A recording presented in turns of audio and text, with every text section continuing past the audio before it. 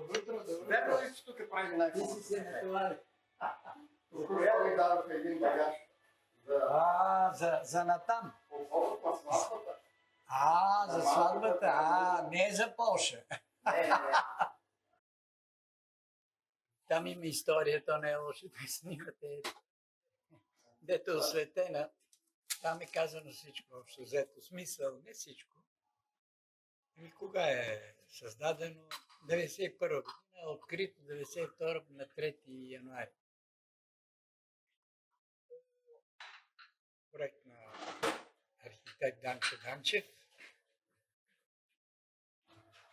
и изпълнението на добри майстори, които имаше за тогавашното време, защото беше много отвеяно време, нямаше материали, нямаше нищо, но горе-долу се справихме. И от тогава до сега нищо не е променено, с изключение на масите и столовете, друго е така както е било. На един приятел, брат му, той беше избягал, ако сте чули името Христо Куртев, той такова почина. Той докара царя. Тук е първо Мария Луиза, царя, Камен Десевето, но той почина, неговия брат, с него започнахме. Но не нищо общо с улиците, няма никакви такова, но там. Цялата работа, чудихме се какво. Даже когато се направи фирмата, понеже не можеше да има много Париж. Става въпрос като фирма. И имаше един, отиваме да регистрираме и казва, не може да бъде Париж, защото има един терикиджия, който също се казва Париж. Повечето ни клиенти тук са такива, постоянни, защото сме на улицата е тиха, тя не минава през варда тук и тук ако някой се закачи, минаваш. И хора, които го знаят, разбира се, вече толкова години. Има някои, които са наблизко, ама не са минавали и не знаят, че има такова кафе, въпреки че в интернет има някаква информация за него. Социални контакти, разбира се.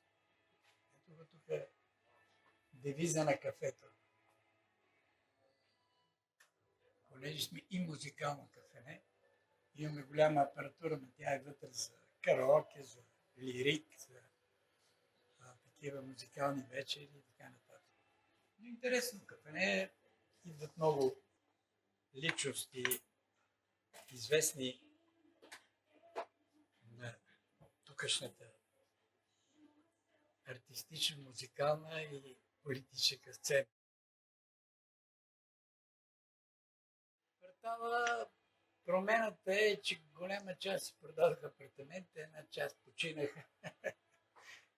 Дойдоха нови хора, може би 60 на 100 нови, 40 стари. Ето тук и тази къща, строена от дядо ми и от баща ми. 4 апартамента, фамилия, брат, сестра на баща ми, баба ми и дядо ми. И сега само ние, т.е. аз като наследник, живея тук от цялата къща, другите апартаменти са продадени. Измененията са големи. Конкуренция. Ние не разчитаме на някакъв бизнес, който да... Просто това е една поддръжка. Що годе е така по-нормален живот. Нищо не е. Едно такова кафе. Но хубаво, че не си живеем отгоре. Кафето е тук и работиме 2 човека само. Имахме до 2010 година имахме персонал, мисъл, момичета, които работеха, но след това се работим и ние. С сина ми двамата. Ние бехме едно от първите тук в този район и беше много така, имаше клиентела. И вече с течение на годините тук кафенето имаше много криха, закриха и така нататък в района. Но общо взето нещата се промениха много от,